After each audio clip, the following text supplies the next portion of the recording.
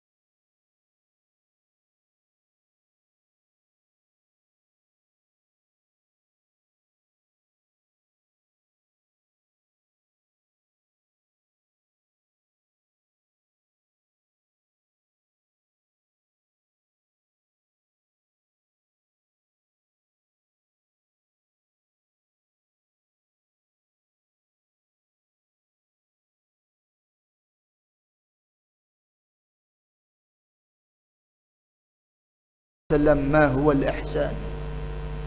Apakah itu ihsan? Nabi sallallahu alaihi wasallam jawab, an ta'budallah ka'annaka tarah, fa in lam takun tarahu fa innahu yarak. Nabi sallallahu alaihi wasallam bersabda, kamu menyembah Allah Subhanahu wa taala seolah-olah kamu melihat Allah Subhanahu wa taala berada di hadapan kamu. Fa in lam takun tarahu fa innahu yarak.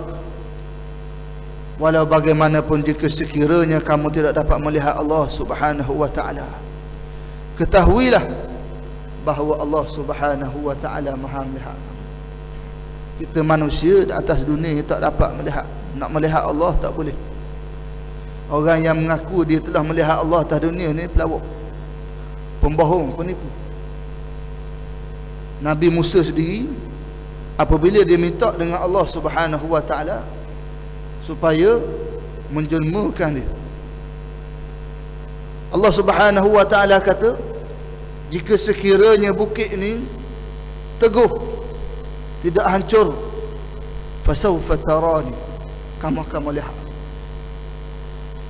Apabila Allah Subhanahu wa taala nak menjelmakan dia, belum lagi sempat nak jelma, bukit tersebut hancur dan Nabi Musa alaihi salam jatuh pingsan. Jadi orang yang mengaku dia telah melihat Allah Subhanahu wa taala atas dunia ni, dia pelawak, dia adalah pembohong. Melainkan di hari akhirat kelak, bagi mereka-mereka yang menghuni, yang bagi mereka-mereka yang penghuni syurga, maka mereka akan layak untuk melihat Allah Subhanahu wa taala di hari akhirat. Ini berkaitan dengan kita melihat Allah Subhanahu wa taala, berkaitan dengan kita melakukan ibadat seolah-olah kita melihat Allah Subhanahu wa taala. Tetapi jika sekiranya kita tidak melihat Allah Subhanahu wa taala, sesungguhnya Allah Subhanahu wa taala Maha melihat kita. Ada satu cerita, seorang tok guru, dia nak melatih ataupun dia nak uji ilmu yang telah diajar oleh dia kepada anak-anak murid yang berkait dengan ihsan. Pada satu hari dia telah menyediakan untuk anak murid dia seekor ayam dan juga sebilah pisau. Dia bagi seekor ayam dan bagi pisau setiap seorang.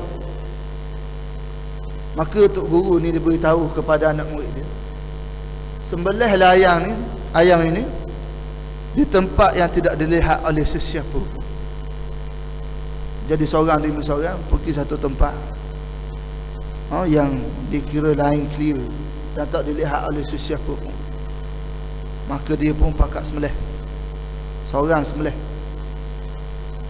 Apabila siap sembelih, diberikan masa oleh tuan guru dia. Bila sampai waktunya, tok guru dia panggil semua.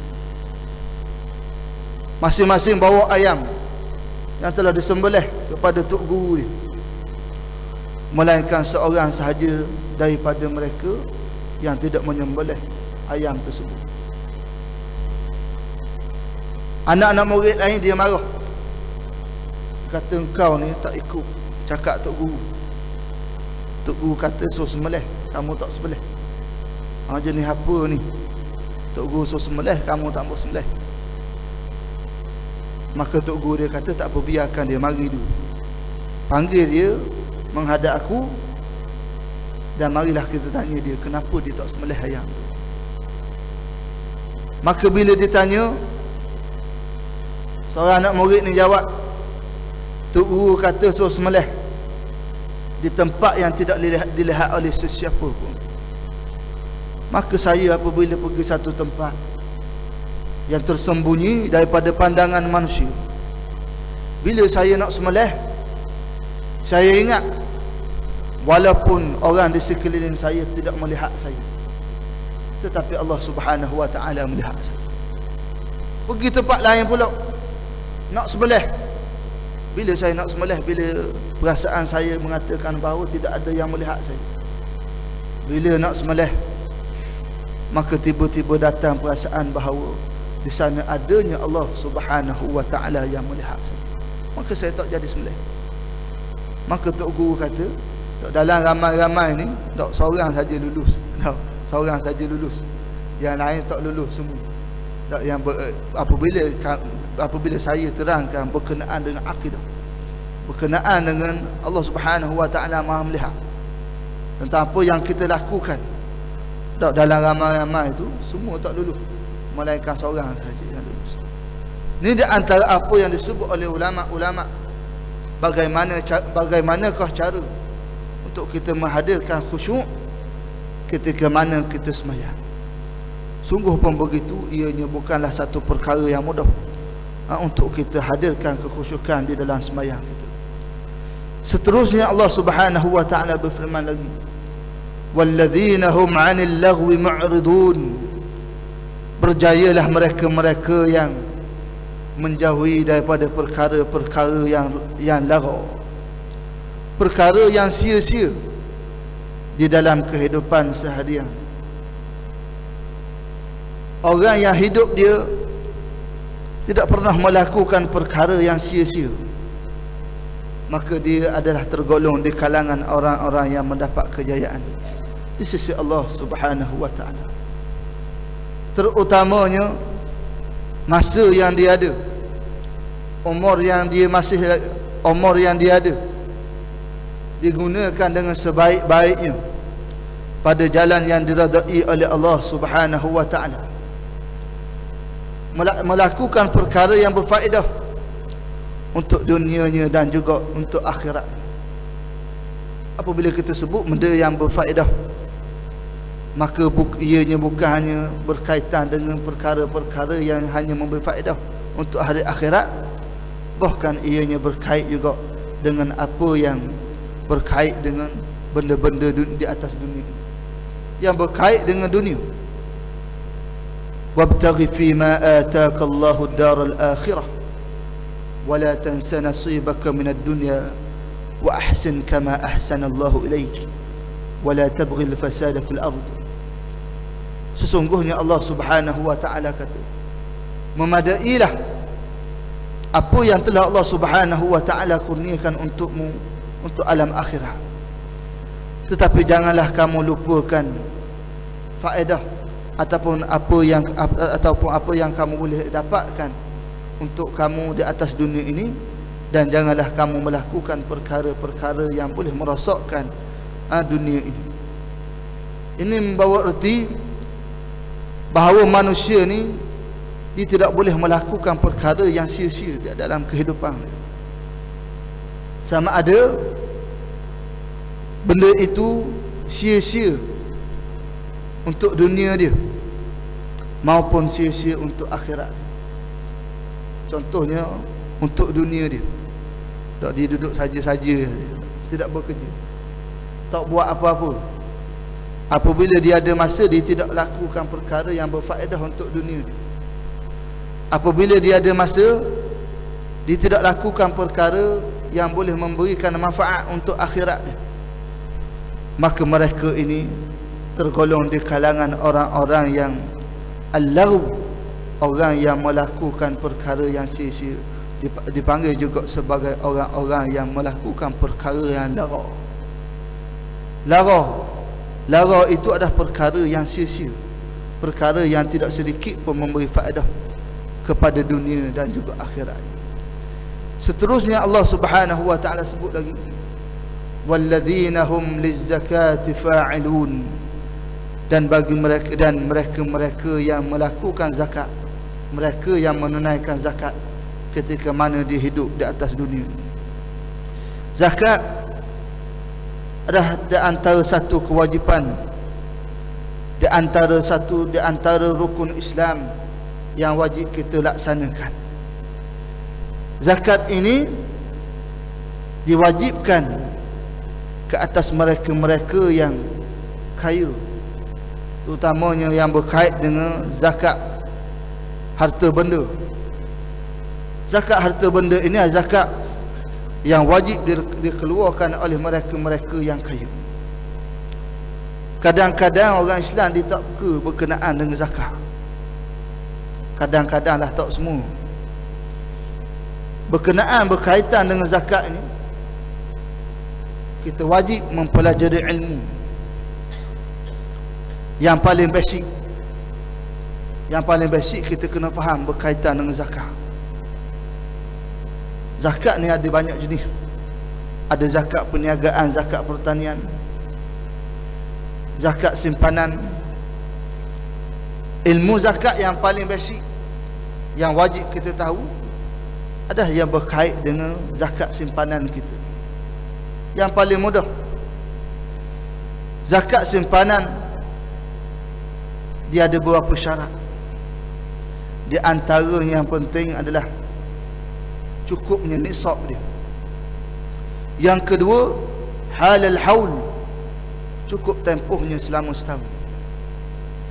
Yang pertamanya yang berkait dengan nisab. Nisab zakat simpanan ini kita kena ingat, ulama-ulama fiqh telah meletakkan qadar dia. Macam mana kita nak kira? Cara perkiraannya adalah nisab dia adalah sebanyak 85 gram emas. 85 gram emas. Kalau kita pergi kedai emas, tak kita tanya dia. Kita tanya tuan kedai, tuan, berapa kau harga 85 gram emas ni? Berapa harga dia? Sekarang ni emas, siapa token emas dia tahulah. Sekarang ni emas, harga emas dia agak turun sekarang ni dah. Dulu dia naik. Kita ambil harga tahun lepas, lebih kurang 13,000 hingga 14,000. Kita ambil lah contohlah 14,000. Maknanya nisab zakat itu adalah sebanyak 14,000. Bagi mereka yang menyimpan, disimpan duit dia dalam bank.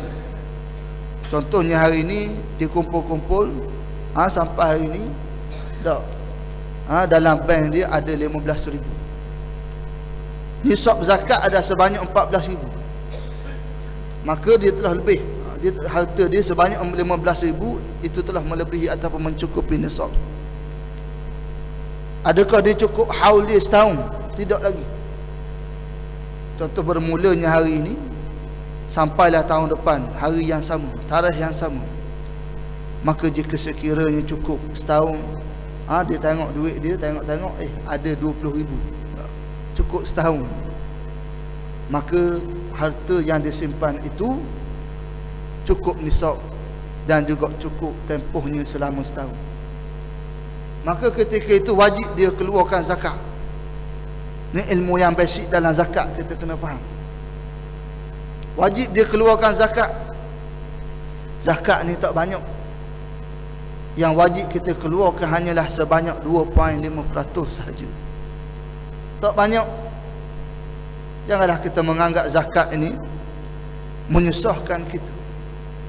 Kerana sesungguhnya zakat itu dijadikan oleh Allah Subhanahu wa ta'ala sebagai pembersih harta-harta kita.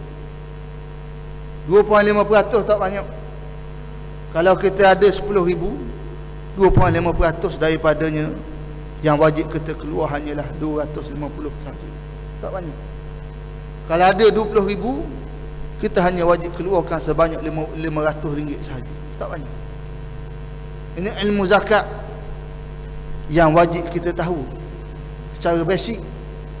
Yang lain tu lebih lagi banyak berkait dengan pertanian dan juga berkait dengan perniagaan. Maka ini adalah ilmu-ilmu yang lebih luas. Maka yang ini adalah, kalau kita tak tahu, maka wajib kita tanya orang yang lebih tahu daripada kita.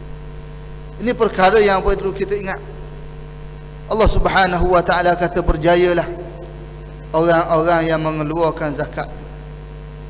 Seterusnya Allah Subhanahu wa ta'ala peringatkan lagi, walladzina hum li furujihim hafizun illa ala azwajihim aw ma malakat aymanuhum fa innahum ghairu malumin. Allah Subhanahu wa ta'ala kata, dan mereka-mereka yang walladzina hum li furujihim hafizun, dan mereka ini mereka yang Allah Subhanahu wa ta'ala kata yang menjaga kemaluan dia, kehormatan dia. melainkan kecuali dia gunakan kehormatan dia itu untuk isterinya dan juga hamba sahayanya, fa innahum ghairu malumin, dan mereka ini sesungguhnya mereka tidak tergolong di kalangan orang yang tercela. Orang yang Allah Subhanahu wa ta'ala berikan kepada mereka nikmat, apabila Allah Subhanahu wa ta'ala beri nikmat kepada dia berkait dengan nafsu dia, Tuhan beri kepada dia alat kelamin, kemaluan dia, digunakan nikmat ini pada jalan yang diredai oleh Allah Subhanahu wa ta'ala, untuk isteri dia dan juga untuk hamba sahayanya sahaja, tak gunakan untuk yang lain. Maka mereka ini akan mendapat kejayaan daripada Allah Subhanahu wa ta'ala. Ini perkara yang berlaku sejak akhir-akhir ini. Banyaknya berlakunya perzinaan dan macam-macam, sehingga berleluasanya masalah ini. Masyarakat tidak lagi malu berkaitan dengan jenayah atau maksiat zina ini. Inilah yang digambarkan, yang disebutkan oleh Nabi sallallahu alaihi wasallam. Di antaranya Nabi kata, apabila tibanya akhir zaman, Nabi sallallahu alaihi wasallam kata, akan berlakunya maksiat secara berleluasa, sehinggalah ketika itu manusia berubah, tidak ada lagi rasa malu nak dibandingkan dengan binatang-binatang. Tak malu dah, manusia tidak lagi malu terhadap maksiat tersebut, sehingga mereka sanggup melakukan perkara yang terkutuk itu di hadapan orang ramai. Tak malu dah. Kadang-kadang kita tengok sekarang ni, kita tengok orang buat benda-benda maksiat ni, kadang-kadang kita tengok biasalah tu. Tahu, orang buat maksiat kita anggap biasa. Kadang-kadang kita bimbang, Allah Subhanahu wa ta'ala uji dengan benda-benda ini yang kita bimbang, akhirnya Allah Subhanahu wa ta'ala mencabut iman kita. Kerana apa? Nabi sallallahu alaihi wasallam bersabda, man ra'a minkum munkara falyughayyirhu biyadihi fa in lam yastati' fa bilisanihi fa in lam yastati' fa biqalbihi wa dhalika adhaful iman. Dalam riwayat yang lain, walaysa wara'a dhalika habbatu khardalin minal iman. Nabi sallallahu alaihi wasallam bersabda, Nabi kata, barang siapa yang melihat kemungkaran, maka hendaklah dia mencegah dengan tangan dia. Jika sekiranya tidak mampu, maka cegahlah dengan lidah dia. Tetapi jika sekiranya dia tidak mampu, maka cegahlah dengan hati. Bencilah dengan hati dia.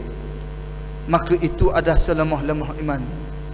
Dan Nabi kata, tidak ada lagi iman selepas daripada itu, walaupun sebesar zarah, walaupun sebesar biji sawi.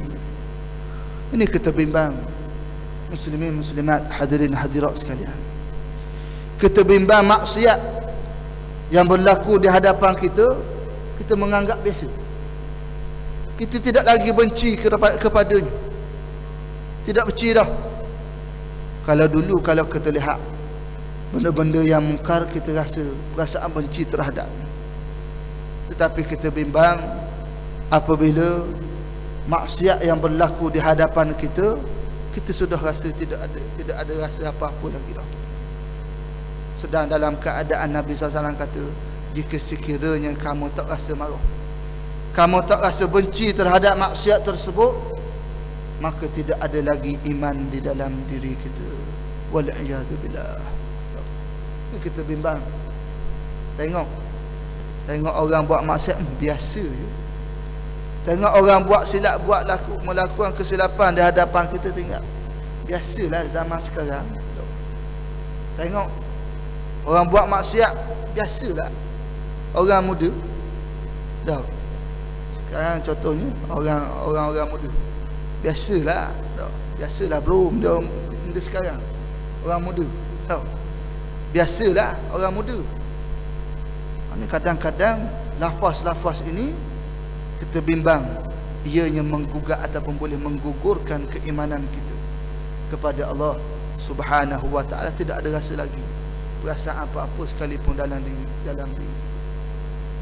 Kerana Nabi kata, jika sekiranya ketika itu kita tidak ada rasa lagi marah terhadap maksiat tersebut, maka Nabi kata sebesar biji sawi pun tidak ada lagi iman di dalam hati kamu, di dalam diri. Maka seterusnya Allah Subhanahu wa taala kata, sesungguhnya faman ibtagha wara'a dzalika faulaika humul adun. Dan barang sesiapa, kemudian sesiapa yang mengingani, yang mengambil selain daripada apa yang dinyatakan oleh Allah Subhanahu wa taala itu tadi, mereka yang apabila Allah Subhanahu wa taala suruh sembahyang dalam keadaan khusyuk, dia tidak mengambil serius dalam bab tersebut. Bila Allah Subhanahu wa taala suruh meninggalkan perkara yang lara, mereka membuat. Bila Allah Subhanahu wa taala suruh melakukan membayar zakat, dia meninggalkan. Apabila Allah Subhanahu wa taala memerintahkan dia supaya meninggalkan zina, mereka tetap melakukannya. Maka Allah Subhanahu wa taala menyatakan faulaika humul adun. Maka mereka ini adalah golongan-golongan yang melampaui batas, yang mengingkari, yang melanggar batasan yang telah ditetapkan oleh Allah Subhanahu wa taala. Seterusnya Allah Subhanahu wa taala sebut, walladzina hum liamanatihim wa ahdihim ra'un. Dan mereka-mereka yang menjaga amanah dan juga janji-janjinya. Mereka menjaga amanah dia dan juga janji yang telah dijanji. Dia menepati janji yang telah dijanjikan kepada orang. Ini Allah Subhanahu wa taala tegaskan, walladzina hum liamanatihim wa ahdihim ra'un. Mereka menjaga amanah. Nabi sallallahu alaihi wasallam bersabda, kullukum ra'in wa kullukum mas'ulun an ra'iyatihi wal amiru ra'in wal rajulu ra'in li ahlihi kullukum ra'in wa kullukum mas'ulun an ra'iyatihi. Nabi sallallahu alaihi wasallam bersabda, kullukum ra'in, setiap daripada kamu adalah pengembala, dan setiap daripada kamu akan dipersoalkan tentang mereka-mereka yang di bawah belaan kamu. Nabi gunakan ayat perkataan ra'in, pengembala, yang boleh kita terjemahkan juga setiap daripada kamu adalah penjaga. Tapi Nabi gunakan ra'in, Nabi gunakan pengembala. Kerana apa? Seorang pengembala ni, seorang pengembala, contoh pengembala kambing. Kalau kita bela kambing, bela lembu, orang KL jarang lah bela kambing, bela lembu tu jarang lah. Orang kampung lah biasa bela kambing, bela lembu. Macam saya sendiri bela kambing juga sikit-sikit. Jadi pengembala ni dia wajib jaga dan juga memelihara ternakan dia. Pengembala dia tengok, bukan sekadar dia beri makan, dia kena tengok belaan dia ni sihat ke tak. Dia kena tengok dah. Kalau sakit, kena bawa pergi klinik dan sebagainya, beri makan, beri minum kepada dia. Nabi kata setiap daripada kamu ada pengembala ataupun penjaga. Setiap daripada kita adalah penjaga. Kita sebagai anak, kita wajib menjaga kedua ibu bapa kita. Kita sebagai suami, kita wajib menjaga isteri kita. Kita sebagai ayah, wajib menjaga anak-anak kita. Kita sebagai ketua keluarga, wajib menjaga keluarga kita. Kita sebagai ketua masyarakat, kita wajib menjaga masyarakat kita. kita sebagai ketua negara, ketua negeri wajib menjaga rakyat kita, orang yang berada di bawah kita. Lebih-lebih lagi kita sebagai seorang yang beragama Islam, dan mereka yang berada di bawah kita adalah orang-orang Islam, maka wajib kita jaga amanah yang telah diletakkan oleh Allah Subhanahu wa taala kepada kita. Orang Islam, kita sebagai seorang Islam wajib menjaga ibu bapa kita berdasarkan kepada apa yang diperintahkan oleh Allah Subhanahu wa taala Islam. Sebagai ayah wajib menjaga anaknya berdasarkan kepada Islam. Sebagai suami wajib menjaga isterinya berdasarkan kepada Islam. Sebagai ketua masyarakat wajib menjaga masyarakat berdasarkan kepada Islam. Sebagai pemerintah, sebagai ketua negara wajib menjaga rakyatnya berdasarkan kepada Islam. Ini amanah yang telah diletakkan oleh Allah Subhanahu wa taala kepada pemerintah, terutamanya pemerintah. Nabi sallallahu alaihi wasallam bersabda, wal amiru ra'in, sesungguhnya pemimpin pemerintah itu adalah penjaga yang wajib dia menjaga amanah yang wajib dilaksanakan kepada rakyat.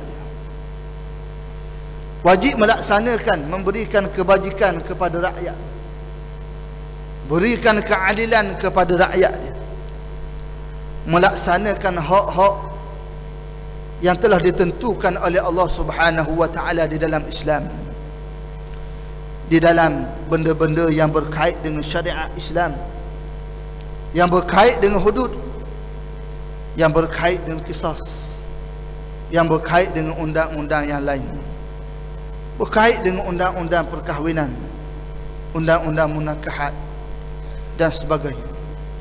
Ini dinyatakan oleh Allah Subhanahu wa taala, dinyatakan oleh Nabi sallallahu alaihi wasallam tentang perkara tersebut.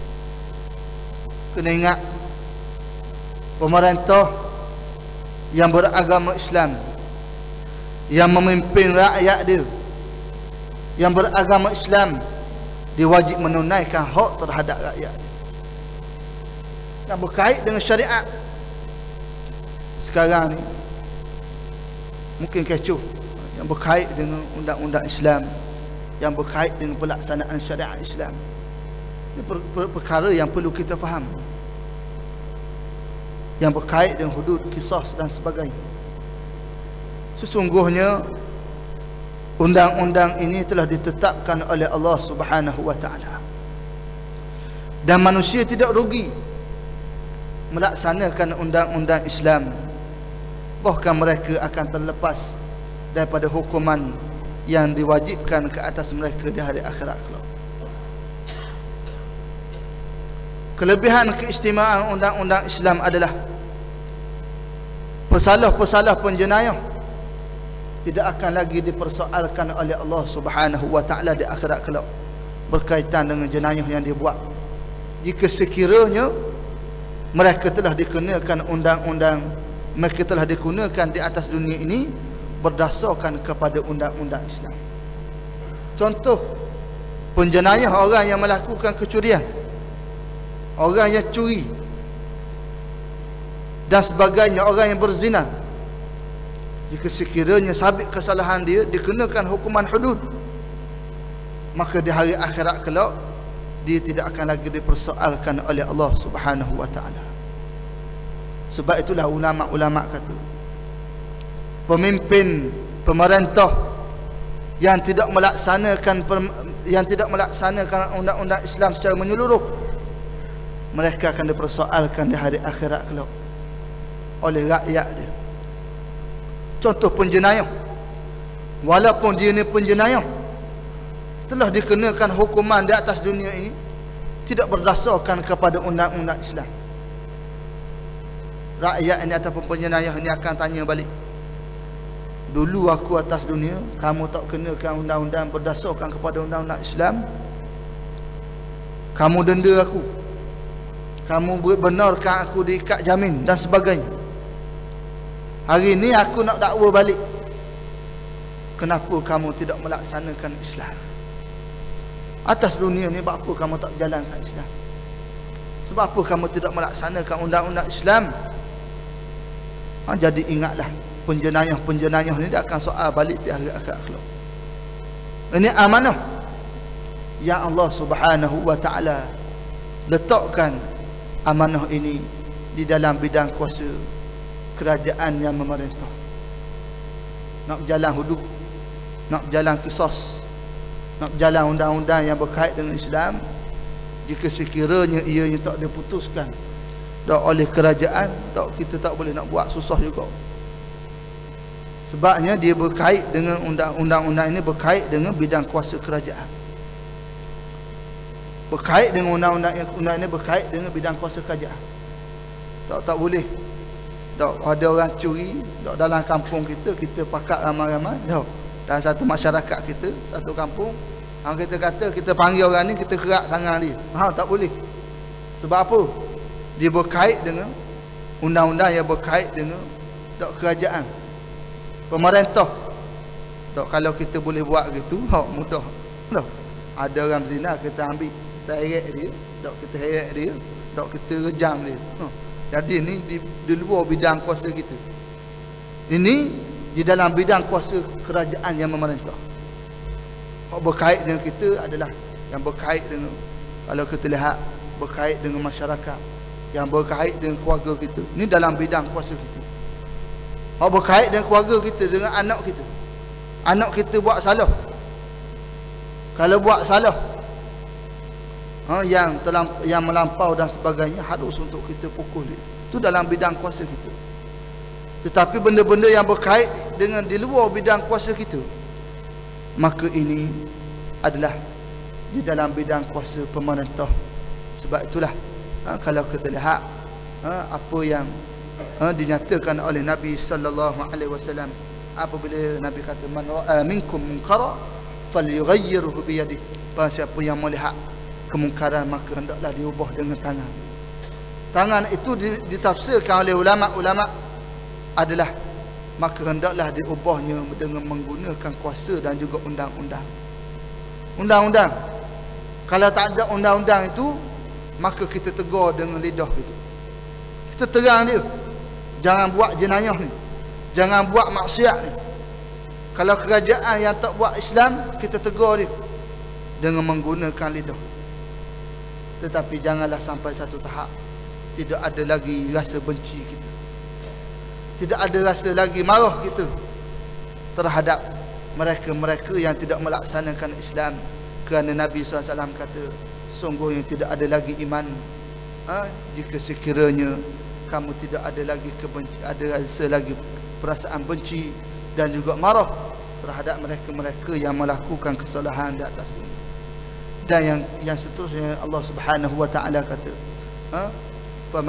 walladzina hum li amanatihim wa ahdihim ra'un. Mereka juga menjaga janji ataupun menepati janji-janji ni. Menepati janji dia. Kalau dia berjanji, dia menepati. Orang yang tidak menepati janjinya adalah dia tergolong di kalangan orang-orang yang dinyatakan oleh Nabi SAW yang memiliki sifat sebagai seorang munafik. Nabi sallallahu alaihi wasallam bersabda, ayatul munafiq thalath, idza haddasa kadzaba wa idza wa'ada akhlafa wa idza tumina khan. Nabi kata tanda-tanda orang munafik itu ada 3. Yang pertama, idza haddasa kadzaba, apabila dia bercakap dia menipu, apabila cakap dia bohong. Orang ni kalau bercakap dia menipu, sentiasa menipu, tak pernah betul.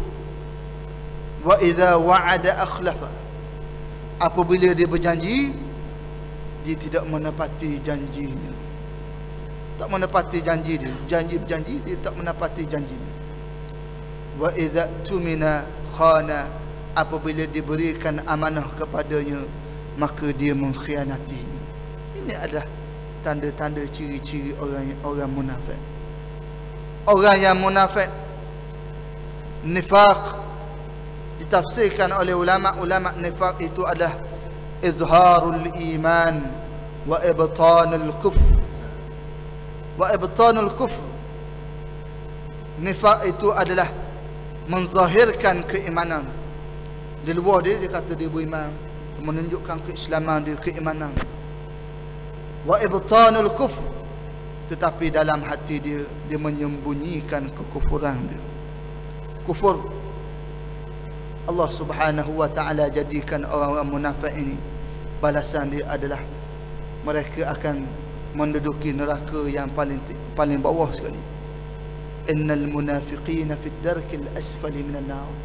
Sungguh Nabi Allah Subhanahu wa ta'ala kata, sesungguhnya golongan-golongan munafik ini Allah Subhanahu wa ta'ala jadikan dia sebagai penghuni neraka yang paling bawah tempatnya. Paling bawah tempatnya. Dan Allah Subhanahu wa ta'ala sebut lagi dalam Al-Quran, jika sekiranya kamu beristighfar kepada illa in tastaghfir lahum aw la tastaghfir lahum lan yaghfirallahu lahum. Jika sekiranya kamu beristighfar untuk orang munafik ataupun kamu tidak beristighfar untuk mereka, sesungguhnya lan yaghfirallahu lahum, sesungguhnya Allah Subhanahu wa ta'ala tidak akan mengampuninya. Yang seterusnya dan terakhir Allah Subhanahu wa ta'ala kata, walladzina hum ala salawatihim yuhafizun. Sesungguhnya Allah Subhanahu wa ta'ala kata, dan mereka-mereka yang tetap memelihara sembahyangnya. Orang yang memelihara sembahyangnya, maka dia adalah tergolong di kalangan orang-orang yang mendapat kejayaan. Sembahyang ini bukan sembahyang part time. Kadang-kadang kita sedih, terutamanya orang-orang muda. Maaf kita sebut orang-orang muda.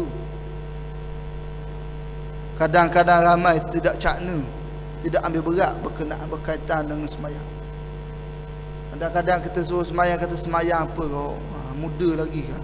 Muda lagi. Tua lagi baru sembahyang.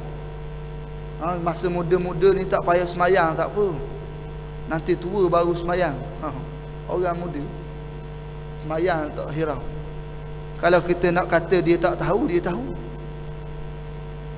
Orang yang kata sembahyang ni tak wajib, ataupun dia kata saya tak tahu sembahyang ni wajib, tak terima. Hujah dia tak diterima. Dalam Islam, orang kata apabila dia ni memeluk agama Islam, dia orang Islam, kalau dia kata saya tak tahu sembahyang ni wajib, adakah diterima hujahnya? Tak diterima. Sebab apa? Sebab ianya adalah al-ma'lum fid din bid-darurah. Kerana ianya adalah perkara yang maklum di dalam agama secara daruri. Orang Islam tak tahu wajib sembahyang, mustahil. Maknanya orang yang tak sembahyang, dia tahu bahawa sembahyang ni wajib, tapi dia meninggalkan sembahyang dia. Kita bimbang jika sekiranya ditinggal sembahyang itu, dia tergolong di kalangan orang yang dinyatakan oleh Nabi SAW.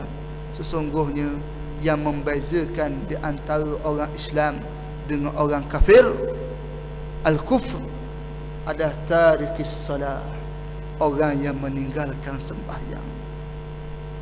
Kita bimbang bila ditinggal sembahyang, dia tak sembahyang ni, yang menyebabkan akhirnya dia jatuh syahadah dia, ataupun dia boleh menyebabkan tergolong di kalangan orang-orang kufur. Walaupun ulama kata selagi mana dia tidak mengatakan bahawa sembahyang tu tak wajib, maka ianya tidak menggugurkan syahadah dia. Tapi kadang-kadang dia tak nanti dia kata sembahyang tu tak wajib. Kadang-kadang dengan apabila dia bersungguh, kenapa kau sembahyang ni susah, kata sembahyang apa kau letih je. Kadang-kadang sebutan atau perkataan dia itu seolah-olah dia mengatakan sembahyang tu tak wajib. Maka Allah Subhanahu wa ta'ala kata, berjayalah orang-orang yang menjaga sembahyangnya.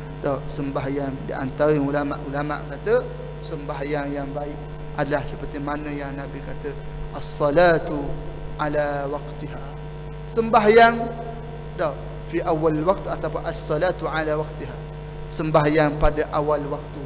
Apabila masuknya waktu sembahyang, kita sembahyang Tak, melainkan orang yang ada masyaqqah, orang yang ada halangan untuk dia semayang serta merta segera, maka tidak mengapa untuk dia melewatkannya. Ulaika humul warithun alladzina yarithuna al-firdausa hum fiha khalidun. Maka mereka inilah ulaika humul warithun, mereka inilah yang akan mewarisi syurga. Mereka ini ada pewaris-pewaris yang akan mewarisi syurga Firdaus.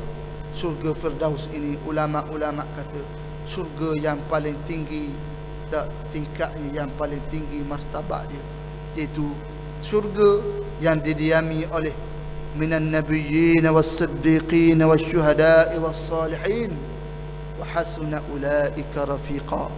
Sesungguhnya syurga ini didiami oleh minan nabiyyin, kalangan para anbiya, was-siddiqin, orang-orang yang membenarkan janji Allah Subhanahu wa taala, as-siddiqin, orang yang tidak persoalkan apa yang disebut oleh Allah Subhanahu wa taala, diperintahkan oleh Allah. Ini yang dimaksudkan dengan as-siddiq. As-siddiq seperti mana yang diberikan geloran ini kepada Abu Bakar As-Siddiq radhiyallahu taala an. Abu Bakar As-Siddiq tidak banyak soal. Sebab apa diberi geloran As-Siddiq? Ianya adalah disebabkan berlakunya Isra' dan juga Mi'raj. Dah kita dekat dah menghampiri ada peristiwa Isra' dan juga Mi'raj. Peristiwa Isra' dan juga Mi'raj, apabila berlakunya peristiwa tersebut, bila Nabi SAW sampai di Mekah, maka datanglah orang-orang yang masih kurang iman dia. Apabila Nabi ceritakan Nabi baru balik daripada Palestin, baru balik daripada langit, naik ke langit, maka diceritakan kepada Abu Bakar. Orang mari berjumpa dengan Abu Bakar, beritahu, dia kata sahabatmu nu gila dah, Muhammad nu gila dah. Sebab apa? Abu Bakar tanya, sebab apa kamu kata dia gila? Dia pun beritahulah sebab sekarang macam ni. Kata baru balik daripada Palestin, balik daripada Baitul Maqdis, baru pulang daripada langit, bertemu dengan Allah Subhanahu wa taala. Kata gila dah. Dia kata gila dah. Jadi Abu Bakar tanya, adakah perkara ini dinyatakan oleh mulut dia sendiri? Maka dia kata ya, memang benar keluar daripada mulut. Dalam keadaan ketika itu Abu Bakar masih lagi belum berjumpa dengan Rasulullah SAW. Dia kata, sesungguhnya demi Allah, jika sekiranya perkataan tersebut keluar daripada mulut dia, maka sesungguhnya ianya adalah benar. Maka bila Nabi mengetahui perkara ini, Nabi gelar dia Abu Bakar As-Siddiq. Jadi As-Siddiq ini orang yang tak banyak soal. Bila Tuhan suruh buat satu perkara, tak banyak soal, dia buat. Tak tanya sebab apa. Yang lebih malang lagi, tak nak buat perkara yang Allah SWT suruh. Kata tak sesuai, undang-undang Islam tak sesuai zaman sekarang, dah macam-macam. Dan siddiqin wasyuhada'i was-salihin, orang-orang yang mati syahid, as-salihin, orang-orang yang salih, wa hasuna ulaika rafiqa, dan mereka itu adalah sebaik-baik teman yang rapat di dalam syurga. Allah Subhanahu wa taala tak kata orang yang paling rapat, yang paling baik, sahabat yang paling rapat. Sahabat yang rapat dengan kita yang paling baik adalah ibu kita, bapa kita, adik-beradik kita, anak-anak kita. Tetapi teman yang paling rapat di dalam syurga adalah Nabi, As-Siddiq, Asy-Syuhada, As-Salihin. Mereka inilah yang teman yang paling rapat untuk kita di hari akhirat kelak. Jadi sekadar itulah pesanan sebagai tazkirah subuh, untuk sama-sama kita ambil manfaat daripadanya. Terutamanya tazkirah ini saya tujukan untuk diri saya dahulu, seterusnya untuk hadirin hadirat sedang jemaah yang dirahmati dan dikasihi oleh Allah sekalian. Ya, sekadar itulah yang baik daripada Allah yang lemah datang dari diri saya sendiri. Aqulu qawli hadha wa astaghfirullahal azim li wa lakum wa lisairil muslimin wal muslimat innahu huwal ghafurur rahim. Billahi taufiq wal hidayah. Wassalamu alaikum warahmatullahi wabarakatuh.